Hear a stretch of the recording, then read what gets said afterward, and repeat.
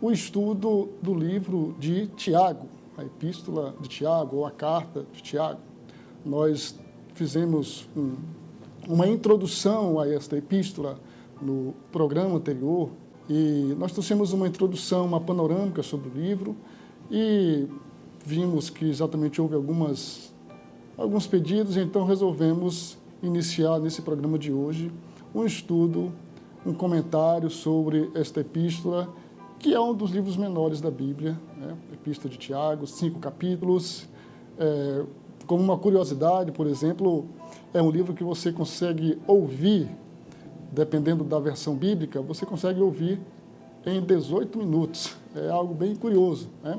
E, lógico, se você for fazer uma leitura mais pausada, você pode levar talvez meia hora, mas não passará de 1 hora numa leitura rápida.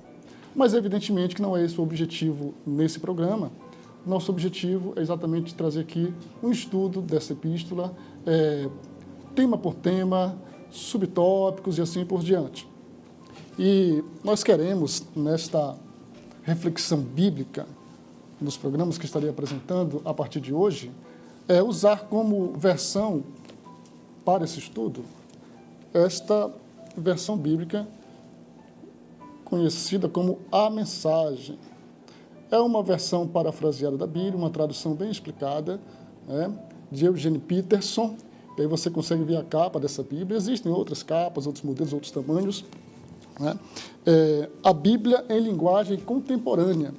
Evidentemente que não vamos nos ater apenas a esta versão nesse estudo, mas ela será exatamente a nossa condução principal, visando exatamente trazer para o seu coração a palavra de Deus de forma mais explicada. Não vamos trazer, evidentemente que não é nossa intenção, trazer um aprofundamento muito teológico, mas de modo que você consiga entender e acrescentar um pouquinho mais do que você já conhece da palavra de Deus, até porque as cartas do Novo Testamento, as epístolas, elas têm exatamente o propósito de nos abençoar também, ainda que foram escritas no primeiro século da era cristã, mas elas têm uma mensagem para os nossos dias. E nós vamos ver que em Tiago há muitas semelhanças com a igreja de hoje, há muita semelhança daqueles cristãos para quem Tiago se dirige, há muita semelhança deles comigo e com você. E essa é a nossa intenção, trazer a palavra de Deus para o seu coração, usando esta versão, A Mensagem. Nós queremos, antes de entrar propriamente nesse estudo, fazer algumas considerações sobre traduções da Bíblia. Então, nós temos, na nossa língua portuguesa, a principal tradução por João Ferreira de Almeida, e nós temos a Almeida Revista e Corrigida, a nossa querida Almeida Revista e Corrigida, temos a Almeida Revista e Atualizada, e nós temos agora a atualização dessa Almeida Revista Atualizada, que é a nova Almeida Atualizada, que também tenho aqui, também estaremos utilizando. Essa aqui é uma edição de estudo, está um pouco apagado aqui, devido ao uso, né? Mas essa é a Bíblia de Estudo NAA, né? É uma Bíblia de estudo que traz a tradução de Almeida, a nova Almeida Atualizada, e no caso desta aqui, com estudos. Uma Bíblia riquíssima, que eu até aconselho você a adquirir, tendo condições para isso, adquirir e usar, né? Não basta ter uma Bíblia de estudo em casa se você não vai utilizá-la.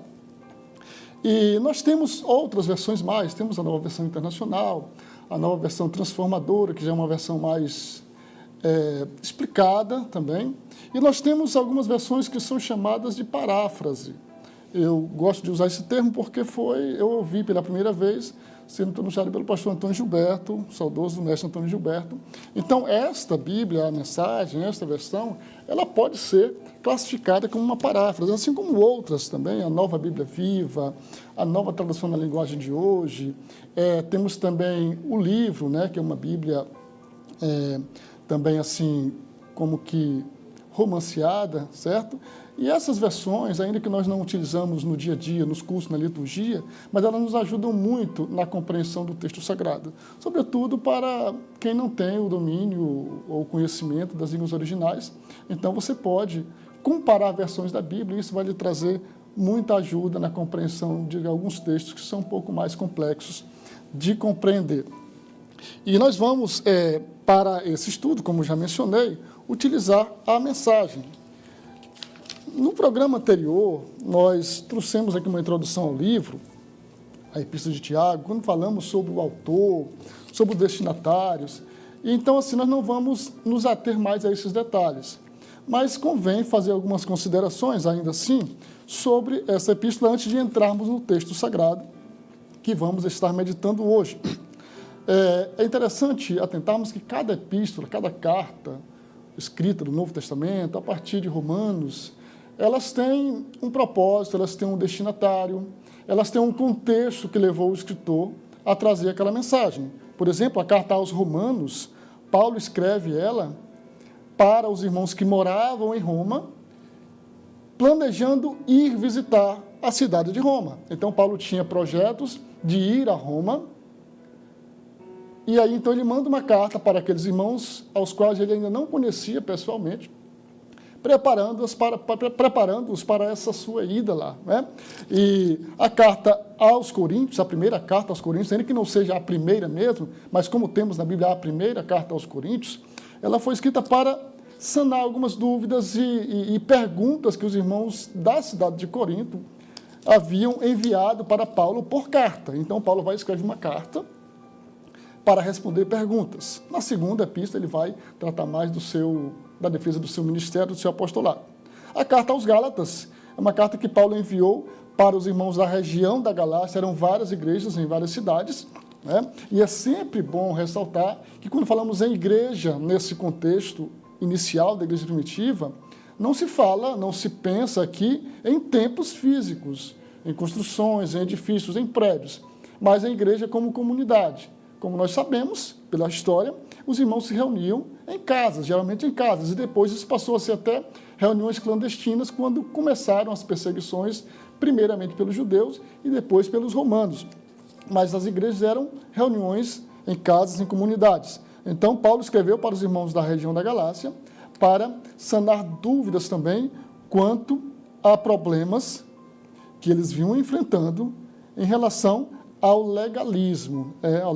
Então, havia algumas confusões lá e falsos ensinamentos que os judaizantes estavam levando para os irmãos novos convertidos, e Paulo, então, vai sanar isso através de uma carta. E a carta de Tiago, que é o nosso ponto-chave a partir de hoje aqui neste programa, Tiago vai estar escrevendo para os irmãos cristãos, judeus, né, judeus cristãos, que tinham problemas em sua vida pessoal e também na congregação. Então, ele vai escrever para esses cristãos. Pela tradição, é o primeiro livro da Bíblia, do Novo Testamento a ser escrito, né? Escrito entre o ano 45 e o ano 50, 46, 49, da nossa era. Então, ela, apesar de estar lá para o finalzinho do Novo Testamento, mas foi, segundo os relatos, né, segundo os historiadores, foi o primeiro livro do Novo Testamento a ser escrito. Logo, Tiago escreve esta carta quando alguns problemas ainda não existiam na igreja, mas outros problemas que eram mais inerentes a esses cristãos judeus eram bem mais constantes, né? Certamente isso aqui foi até antes daquele concílio de Jerusalém, que é relatado no capítulo 15 de Atos. Então, os irmãos tinham alguns problemas, passavam por provações, enfrentavam tentações.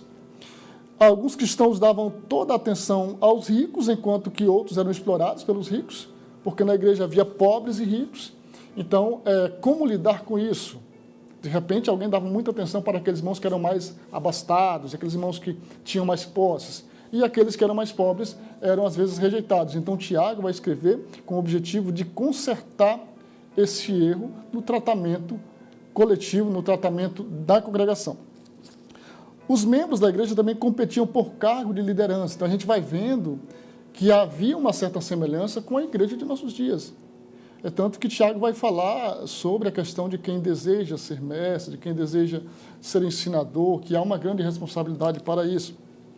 E muitos dos membros também não viviam de acordo com a sua profissão de fé, que era exatamente a dificuldade de colocar em prática a fé que eles professavam.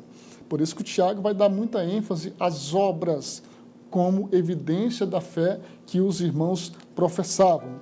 Se eles tinham fé, então eles tinham que viver por fé, praticando boas obras como a evidência de sua salvação em Cristo.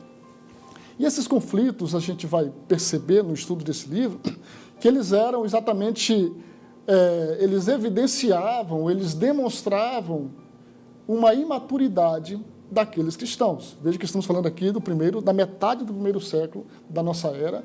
A igreja ainda era, podemos dizer assim, uma igreja embrionária e muitos problemas tinham que ser consertados. Depois de 2000 anos, ainda temos aí problemas bem primitivos, imaginemos então nessa época, né? Então Tiago vai trazer um nivelamento sobre esses temas que envolvem a necessidade da maturidade cristã. Por isso que ele vai falar sobre as provações, também sobre as tentações, colocando isso aí como sendo exatamente um meio que o cristão tem de amadurecer, de sair daquela sua fase de infantilidade espiritual. Isso sugere o tema da carta. Características da vida cristã madura, poderia ser esse o tema. A religião pura, ele vai falar sobre a religião pura e imaculada, né? A fé em ação, que é exatamente a prática de boas obras, que Tiago vai enfatizar muito também na sua carta. Ele vai usar muito o termo perfeito, ou perfeição, ou mesmo varão perfeito. E quando isso é colocado tanto em Tiago quanto em Hebreus, a intenção aqui é de trazer a ideia de alguém amadurecido, de alguém maduro. Não é uma perfeição de alguém que não peca, de alguém que é infalível. Não existe infalibilidade. Infalível só o nosso Senhor Jesus Cristo. Todos nós somos falíveis, passíveis de cairmos em erro, de falharmos contra Deus e contra os nossos irmãos. Mas a ideia é que temos que ser perfeitos, plenamente maduros, e isso é o que Tiago vai ensinar na sua carta.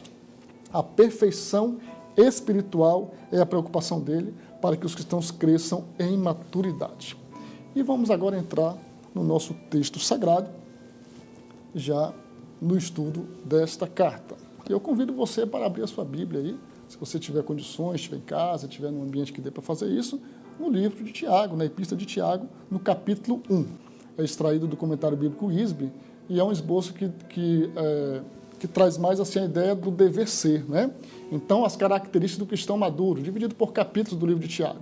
Ele é paciente em meio à provação, ele pratica a verdade, ele controla a sua língua, ele é um pacificador, não um agitador, ele não é aquela pessoa que fica formando confusões, e ele ora em meio aos problemas. Seria um esboço aí dos 5 capítulos da carta de Tiago. Continuando, nós vamos agora entrar no nosso texto, né? Mas temos aí um prefácio aí da nossa epístola, e aqui seria um esboço da nossa apresentação de hoje, né? Um esboço do capítulo 1, do versículo 1 ao versículo 12. Nós temos aí o prefácio de saudação, que é o primeiro versículo, nós temos depois aí os benefícios das provações, a fonte da sabedoria para as provações, a condição de riqueza e pobreza com Deus, ou perante Deus, e a recompensa para aqueles que perseveram, né? Vamos então agora ler o texto, capítulo 1 de Tiago, versículo 1. Eu, Tiago, escravo de Deus e do Senhor Jesus, escrevo às 12 tribos espalhadas que aguardam a vinda do reino. Saudações. Essa é a abertura da epístola de Tiago.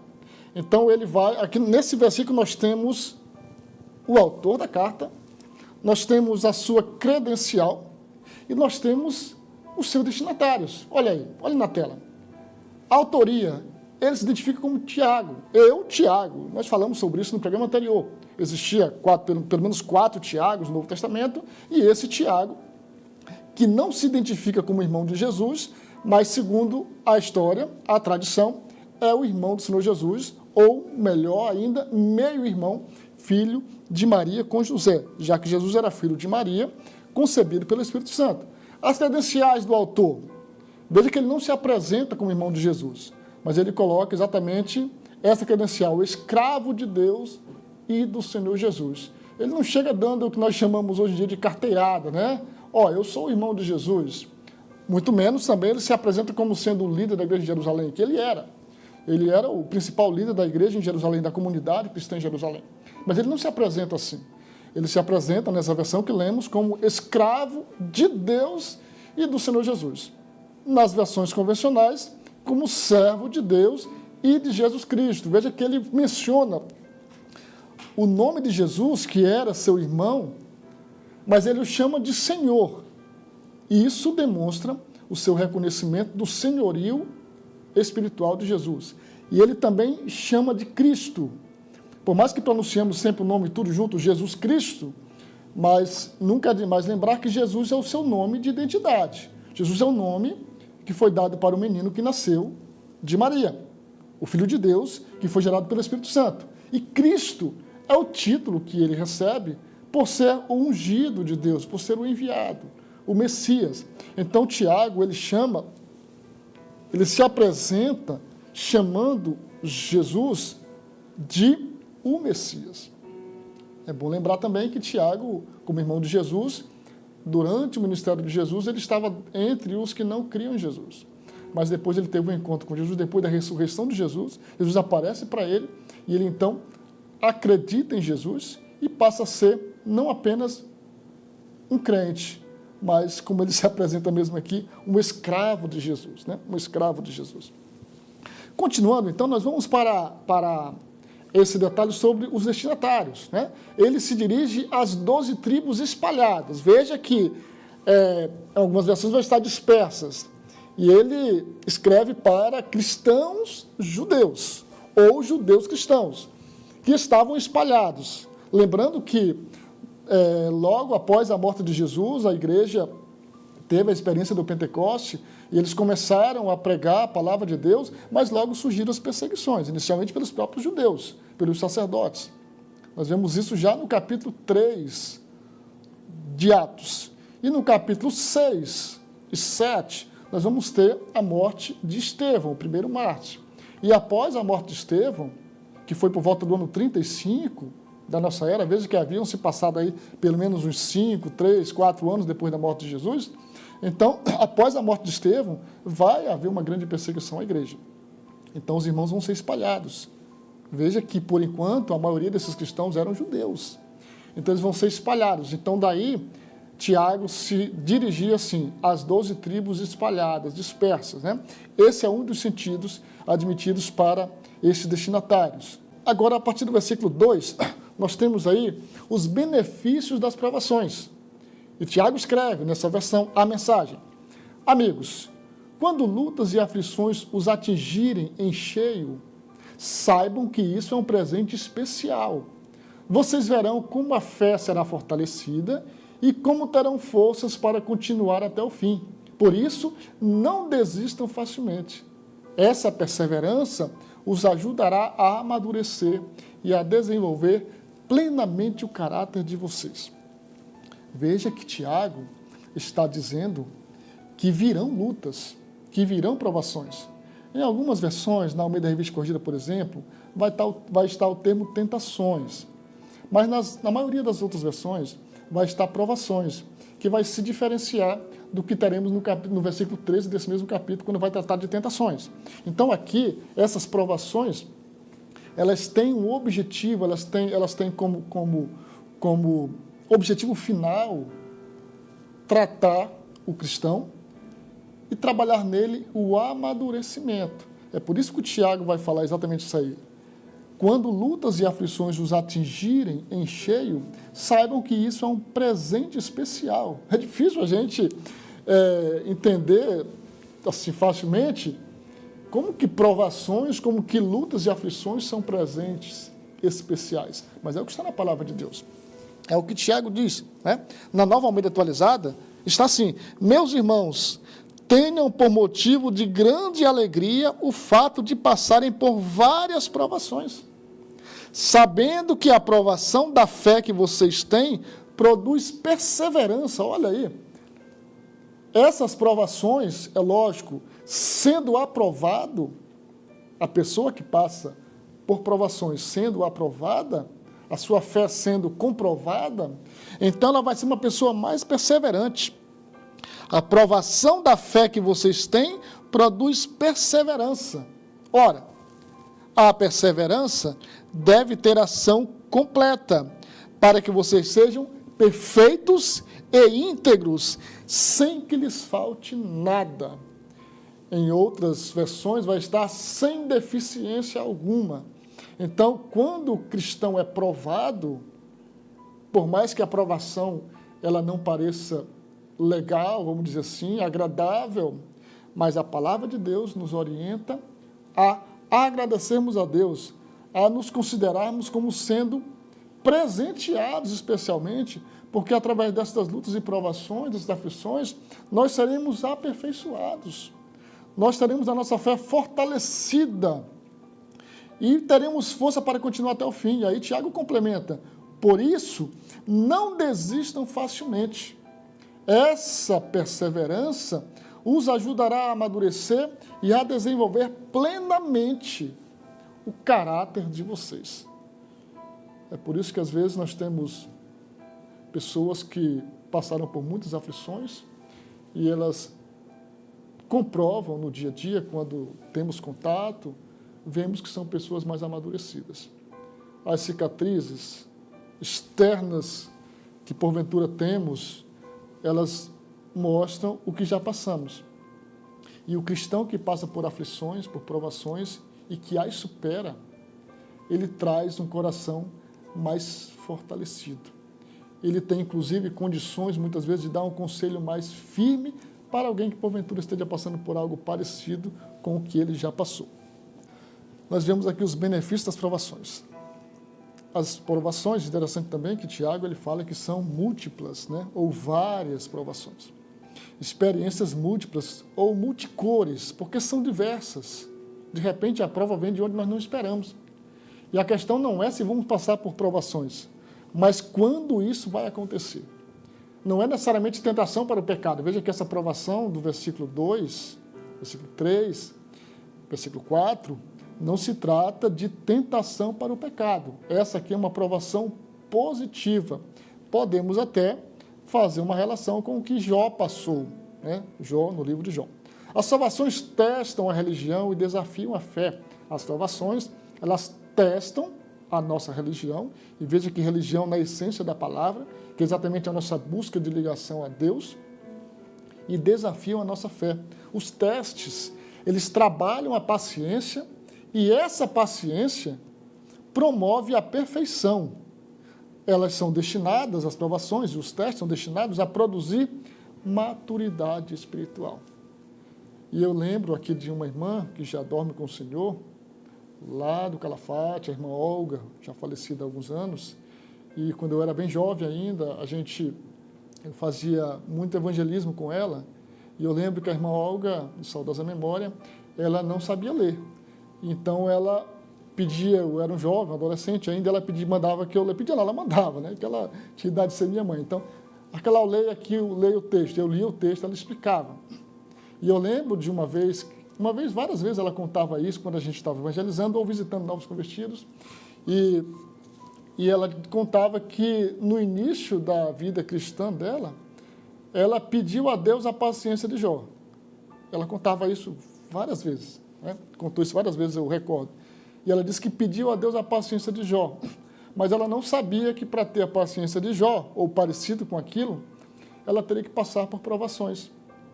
E aí ela relatava duas experiências que ela tinha tido. Uma foi exatamente um naufrágio no Rio Acre, ela morava descendo aqui no Rio Acre, né, na zona rural, e uma enchente do rio, ela teve que entrar na água para salvar a filha, que era pequena, e por um milagre de Deus, ela contava exatamente isso aí, que ela se salvou agarrada nos galhos que tinha à margem do rio. E ela contava, essa é uma experiência que ela contava, que tinha sido salva das águas, com a filha pequena no braço. E a outra experiência que ela contava era de ter sido salva do fogo. Um acidente doméstico com gasolina, ela se assustou por lá, e a gasolina foi para cima dela, e o fogo pegou nela, e ela trazia ela tinha marcas no rosto, né? O cabelo dela queimou todo na época, ela contava isso, e a gente via essas cicatrizes. E ela relacionava exatamente isso aí, a paciência que ela havia pedido a Deus.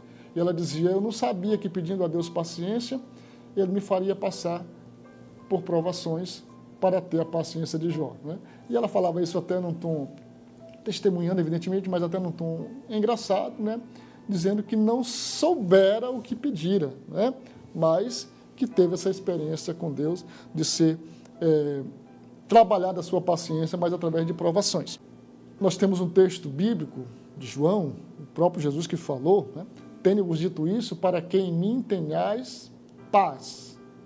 No mundo tereis aflições, mas tem de bom ânimo, eu venci o mundo. É um texto bem conhecido, o próprio Jesus falando. Ele não disse que talvez tivéssemos aflições. Ele está avisando, no mundo tereis aflições, mas tem de bom ânimo, eu venci o mundo. Ele venceu o mundo por nós. Essa é a versão Revista Corrigida, nossa querida Revista Corrigida, que é o texto bem conhecido. E mais abaixo, Pedro, melhor dizendo, Pedro também, ele vai falar sobre essa questão das provações quando escreve: amigos, quando a vida ficar realmente difícil, não pensem que Deus não está no comando. Em vez disso, alegrem-se, pois vocês estão passando pelo mesmo que Cristo passou. É um processo de refinamento espiritual e a glória está chegando, né? Então, aí uma citação de Pedro.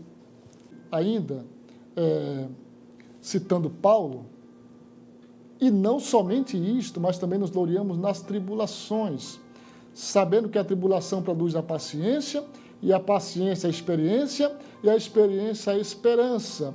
E a esperança não traz confusão, porquanto o amor de Deus está derramado em nosso coração pelo Espírito Santo que nos foi dado. Paulo também escreve aos Romanos: e sabemos que todas as coisas contribuem juntamente para o bem daqueles que amam a Deus, daqueles que são chamados por seu decreto. A gente vai vendo aí a harmonia da palavra de Deus. Pedro fala sobre provação como tendo o mesmo objetivo. Paulo fala sobre isso aí. E nós temos personagens bíblicos que vão exatamente mostrar pela sua vida que as provações elas vão produzir o amadurecimento cristão. Jó falou isso aí. Jó disse que antes conhecia o Senhor de ouvir falar, mas depois de tudo que ele passara, e aí ele fala: agora os meus olhos te veem. Então, essa experiência trouxe mesmo para Jó, que já era um homem íntegro, trouxe mais amadurecimento ainda. A partir do versículo 5, do capítulo 1 de Tiago, nós temos aí a fonte da sabedoria para as provações. Então, Tiago ele vai falar sobre as provações, até o versículo 4, e aqui no versículo 5 ele vai dar a dica, né? Ó, se vocês não souberem lidar com a situação, falando de provações, com a situação por falta de sabedoria, orem ao Pai. É com muita alegria que Ele os ajudará. Vocês serão atendidos e não serão ignorados quando pedirem ajuda. Tenham toda a coragem ao pedir e acreditem de verdade, sem pensar duas vezes. E aí ele adverte: os que duvidam quando oram são como as ondas do mar levadas pelo vento, né? São pessoas inconstantes. Não pensem que essa gente conseguirá receber alguma coisa do Senhor, pois nunca tomam uma atitude e sempre duvidam de tudo. Você conhece aquele cristão que é inconstante? Ele, uma hora pensa de um jeito, outra hora pensa de outro. Na verdade, não só o cristão, pessoas, de modo geral, há pessoas que são inconstantes. Elas dizem uma coisa, depois dizem outra. Tiago vai falar que pessoas assim são como as ondas do mar. Tiago vai trazer aí que não apenas a orientação sobre pedir a Deus, o que pedir, mas como pedir. Tiago não apenas ensina o que pedir e a quem pedir, que é a Deus, né? Ele diz que tem que pedir sabedoria para vencer as provações. A quem pedir? A Deus. E como pedir? Com fé e sem temer. Deus deseja responder e não irá nos repreender. Na versão Revista Corrigida diz que ele não lança em rosto. Ele não passa na cara o que ele atendeu dos seus filhos. O maior empecilho para a resposta à oração é a incredulidade. É o que nós vemos que aconteceu com Pedro. Pedro começou a caminhar sobre as águas e, de repente, ele duvidou. E quando duvidou, ele ia naufragando. Foi preciso pedir a ajuda de Jesus. Continuando nossa reflexão, a fonte da sabedoria para as salvações. E se algum de vós tem falta de sabedoria, peça a Deus que a todos dá liberalmente e não o lance em rosto e ser-lhe-á dada. Essa é a versão Revista Corrigida. Peça, porém, com fé, não duvidando, porque o que duvida é semelhante à onda do mar que é levada pelo vento e lançada uma para outra parte. O homem de coração dobre é inconstante. O homem que tem duas palavras, que tem dois pensamentos, é inconstante em todos os seus caminhos. Agora, a partir do versículo 9, sobre a condição da riqueza e da pobreza com Deus. Tiago vai tratar dessa situação que parece que era um problema na igreja, que é exatamente os pobres e os ricos. Não é que eles eram o problema era como lidar com essa diversidade. E aí ele escreve, quando os que estão numa pior melhorarem de vida, podem comemorar. E quando os ricos de nariz empinado perderem tudo que tiverem de viver na pior, comemorem também. As riquezas têm vida curta como a flor do campo. Não dá para contar com ela. Então aqui ele está falando sobre a pobreza e a riqueza. E continua. Vocês sabem que o sol se levanta, esquenta e o seu calor intenso faz a flor murchar. Suas pétalas secam e antes que se dê conta, sua bela aparência se foi. É isso que acontece com as riquezas. Tudo é tão passageiro que quando todos começam a admirá-las, num piscar de olhos já se foram. Esse trecho aqui de Tiago parece um pouco com o livro de Eclesiastes. Inclusive, Tiago é considerado aí o livro de Provérbios do Novo Testamento, né? Porque ele traz essas sabedorias aí, uma coletânea de sabedorias. Então, ele vai falar que a riqueza é passageira. Esse texto que trata sobre a riqueza e a pobreza, ele tem interpretações um pouco diferentes, né? Mais aproximadas, evidentemente. Porque ele fala em outra versão que é para o pobre se gloriar e para o rico também se gloriar. Olha aqui. O irmão de condição humilde glorie-se na sua exaltação. Parece aqui um paradoxo, né? O irmão de condição humilde glorie-se na sua exaltação e o rico na sua humilhação, porque ele passará como a flor do campo. E aí no finalzinho do versículo 11, assim também o rico murchará em seus caminhos. O que Tiago parece estar trazendo aqui é que a pessoa tem que se gloriar, seja na riqueza, seja na pobreza, mas que o pobre deve se gloriar no fato de ele ser rico em Cristo. E o rico deve se gloriar no fato de que aquilo diante de Deus não lhe compraria salvação e de que aquilo não lhe faz melhor do que os outros. Ou seja, o Evangelho e a forma como Deus trata as pessoas é de forma niveladora. Então nós temos ricos e pobres. Temos que ter cuidado com isso para não acharmos que o Evangelho é apenas para pobres ou apenas para pessoas mais carentes. E nem vice-versa. O Evangelho é para o rico, para o pobre, para todos aqueles que reconhecem que precisam de um Salvador. E Tiago traz esse nivelamento aqui. Ao que parece, o dinheiro e a posição social eram problemas reais no meio daquelas pessoas. E Tiago trata sobre duas classes, ou situação, né, de cristãos, que são os pobres e os ricos, como acabamos de mencionar aqui. Quando as provações sobrevêm ao pobre, ele deixa que Deus faça a sua vontade e se regozija em possuir riquezas espirituais que não lhe podem ser tiradas. Por outro lado, quando as provações sobrevêm ao rico, ele também deixa que Deus faça a sua vontade e se regozija de que suas riquezas em Cristo são inacessíveis e permanentes. De modo, queridos, que as provações, elas vêm para todos. Um certo teólogo, ele comentando sobre isso, ele fala o seguinte, ele diz que todos sofrem.